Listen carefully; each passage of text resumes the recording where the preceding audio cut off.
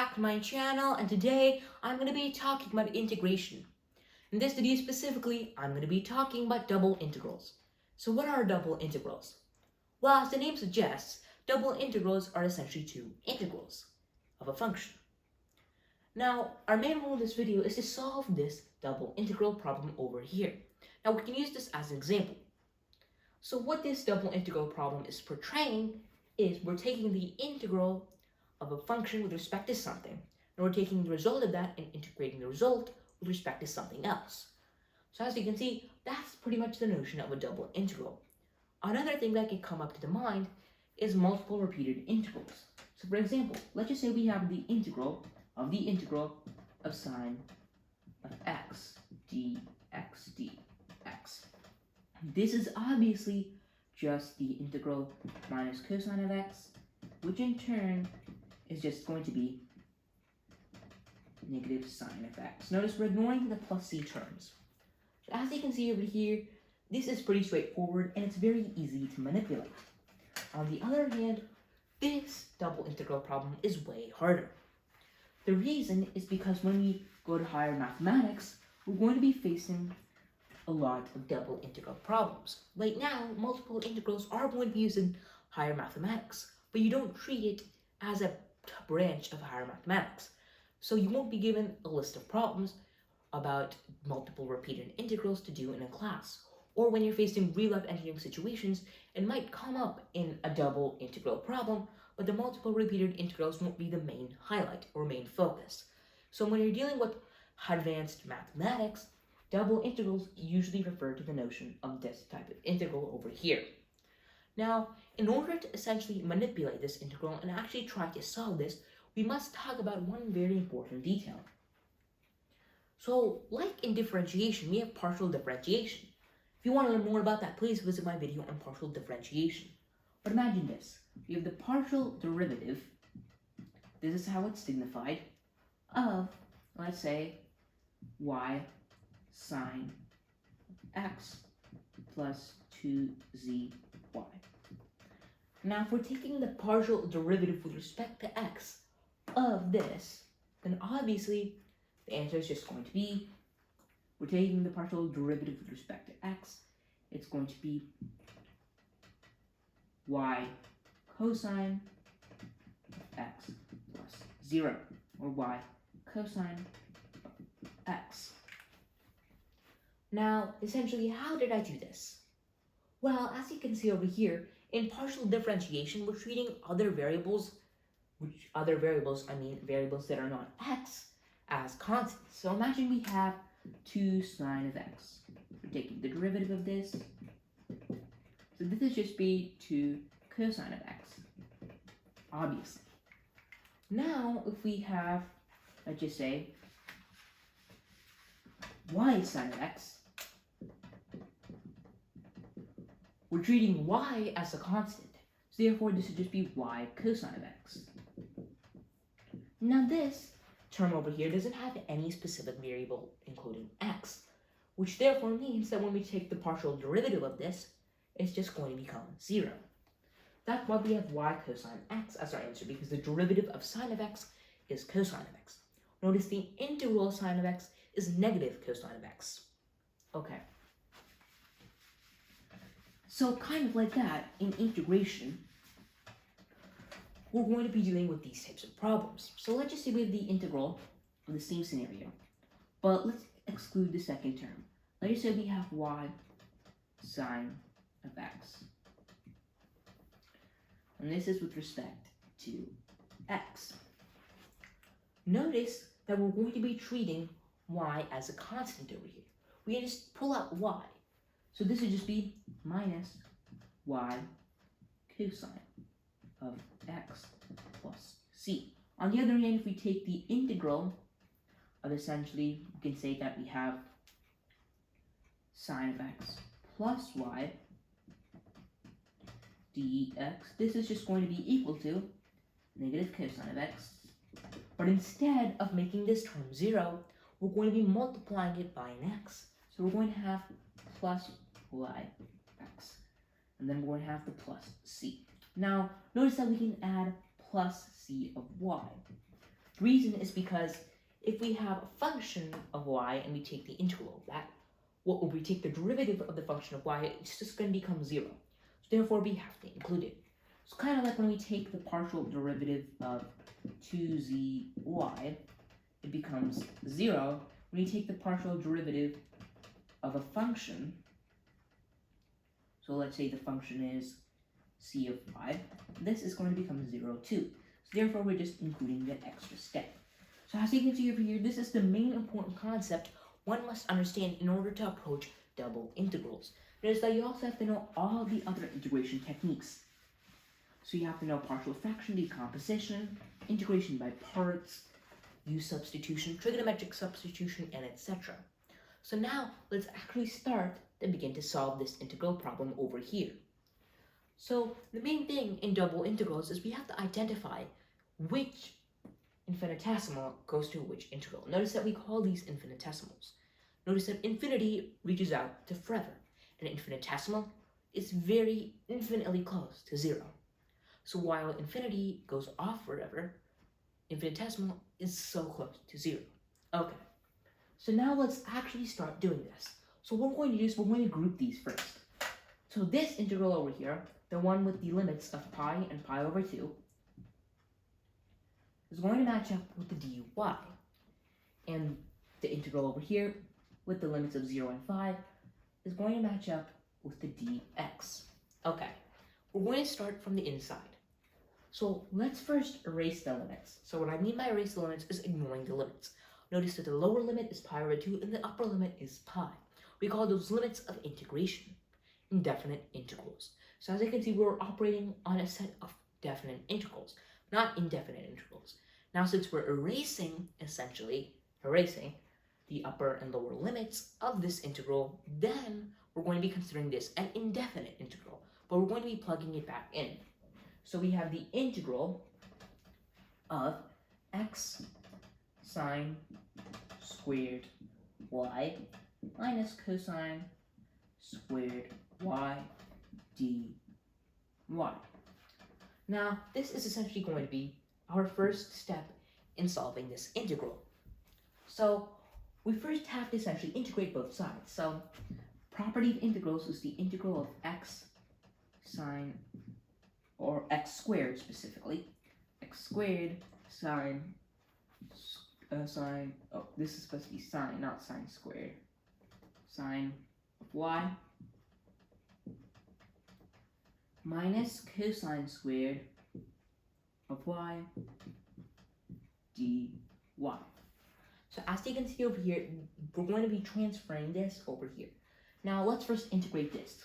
So this is just going to be x squared, well, negative x squared cosine of y.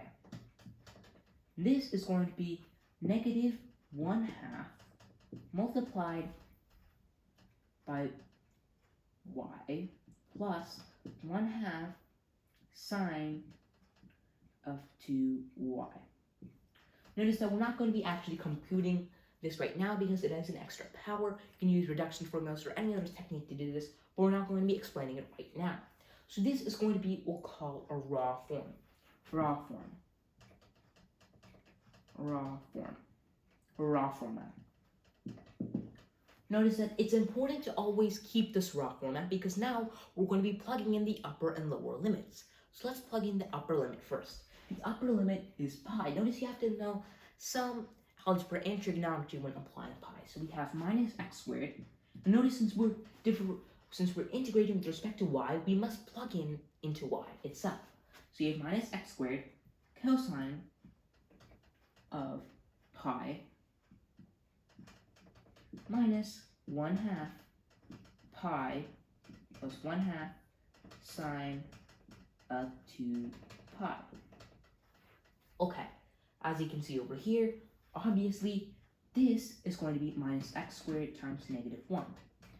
The cosine of pi is going to be negative 1 on the unit circle. So if this is the unit circle, this will just be 2 pi. This will be pi over 2. This will be pi, and this will be 3 pi over 2. The coordinates are 1, 0. This is going to be 0, 1, minus 1, 0. And this is going to be 0, negative 1. So So as you can see over here, sine is going to be the y coordinate, and cosine is going to be the x coordinate. So we have -1. So as you can see, we have -1 times sec of x squared, which in turn gives us x squared. Now as you can see over here, we have -1/2 times pi plus 1/2 sine of 2 pi. Sine of 2 pi, if we evaluate it, we can see that sine is y. So therefore, it's going to be 0. This cancels out. Therefore, we get -1/2 pi. Okay, so this is going to be once we plug in the upper limit. So upper limit. So UPL. Now we have to plug in the lower limit. As you can see, we're going to have pi over 2, which is the lower limit. Notice we're subtracting it from the upper limit. So we're subtracting from the lower limit. So we can do this fairly quickly. Because as you can see over here, the cosine of pi over 2 must be 0. So this term just cancels out itself.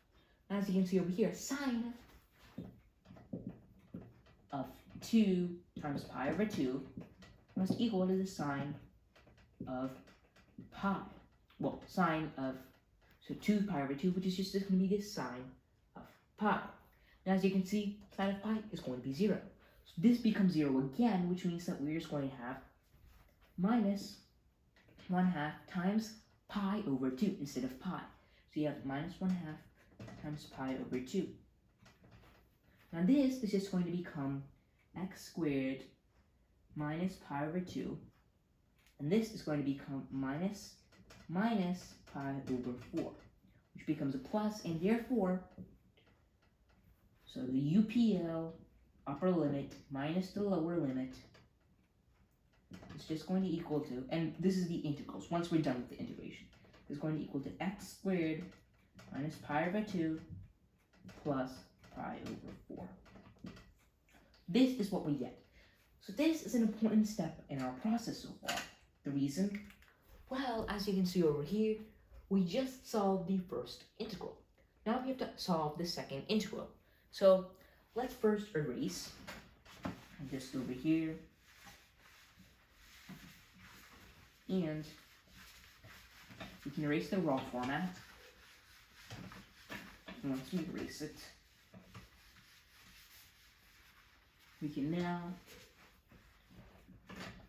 continue to solve the next integral. So we have the integral now from 0 to 5 of, we have x squared minus pi over 2 plus pi over 4 dx. Now this is simple because as you can see, the integral of x squared is just going to be x cubed over 3. And then we're just going to have to essentially multiply x's to these. So we get minus pi over 2, or minus pi x over 2, plus pi x over 4. Now we have to plug in. Notice when we're plugging in, once we've taken the indefinite integral and plugging in the upper and lower limits, we write it with a line. So 5 and 0. So let's plug in the upper limit first, which is 5 times 5 times 5. That's just going to be 125 all over 3 minus 5 pi all over 2 plus 5 pi over 4. Now we don't have to budge writing the lower limit. Why? It's 0. Now notice in some situations, one must do the 0 because, for example, let's just say we have the function, we're plugging in 0, x squared plus 2. This is going to become 0, but we have a 2 remaining. So you have to plug in, you have to plug in 0. But right now we really don't, because the reason is we have x's on all terms. So if we just plug in 0, this will reduce to 0, this will reduce to 0, and this will reduce to 0. So this is going to be our last simplified form, but we can simplify it even more. So minus 5 pi over 2 is equivalent to essentially minus 10 pi over 4. So minus 10 pi over 4 plus 5 pi over 4 is going to equal to minus 5 pi over 4. Okay, so we got minus 5 pi over 4 now, and simplifying, we got 125 over 3 minus 5 pi over 4. And this will be our answer. Notice you might think, What? Well, is this numerical or algebraic? Actually, it's numerical. The pi, notice that, remember, you have to remember, it's a constant. So sometimes in integral problems, let's just say we have the integral of x cubed. This is going to be x to the 4th over 4 plus c. As you can see over here, we have an x term. Right now, this is a numerical answer because we have a definite integral. Okay. So this is going to be our answer. And that we've talked about that, let's summarize. So in the beginning of our video, we talked about essentially what a double integral actually is. It's when we have two integrals of a function. And we talked about the essence of this integral. Well, what this integral portrays is essentially we have the integral of a function with respect to something, and we're taking the result of that and integrating that with respect to something else. That's essentially what this double integral is portraying. First, we grouped them. The insides are grouped together, and the outsides are grouped together. We first solved the inside. So once we solved the inside, we got our raw format. Then we plugged in the upper limit, and then we plug in the lower limit, and we take lower limit, and then we take the result from the upper limit. So when we take the upper limit and plug it into the raw form, we take the result of that, and then we take essentially the result from the lower limit once we plugged in.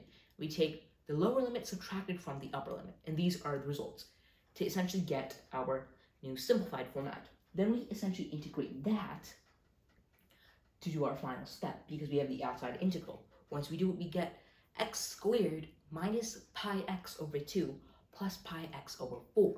Once we integrated that, then we have to plug in. So we're plugging in the 5, and then we got this. And then we simplified these to get 125 over 3 minus 5 pi over 4. Now that we've talked about that, we can make this video to an end.